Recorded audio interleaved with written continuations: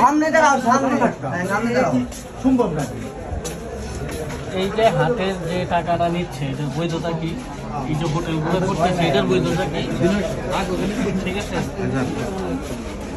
ভাই ব্রাদারে বসে বসে আমি সে পদের পাবলিক না ভাই, আমি বসি না। আরে এমনি বসার না তো, এমনি আমরা দুটো কথা বলি। আমার সাথে শুনে দেখেন, আমি কারোর সাথে বসি না। এমনি একটু জাস্ট কথা বলি। না, আপনি একটু কথা যা অন্যদের সাথে বলেন, আমার সাথে কথা বলে লাভ নেই। ঠিক আছে, আপনি আমাকে চেনেন না, আমি আপনাকে চিনি না, ঠিক আছে? যারা চিনে তারা জানে, আমি তাদের পরিচিত লোকের সাথ দিই না।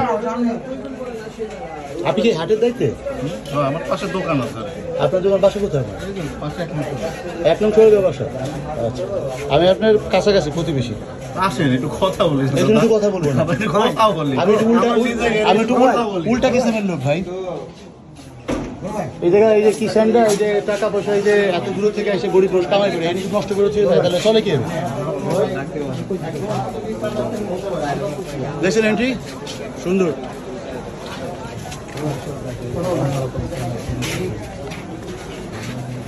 চারটা কিন্তু করে নিয়েছেন।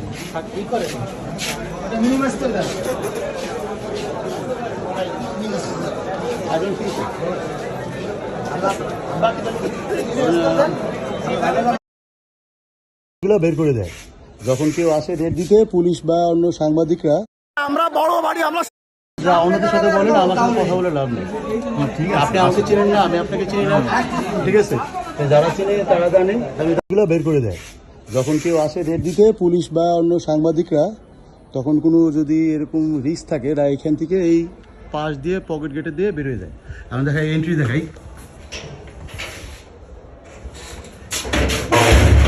মাদক, মেয়ে মানুষ, এই খ্রিস্টান হাটায় গরিব মানুষের সারা বিভিন্ন জেলা থেকে এসে কামাই করে অর্থ, সেটা এখানেই বেশিরভাগই খরচ করে চলে যায়, কারণ এই সমস্ত খারাপ সুযোগ সুবিধার জন্য।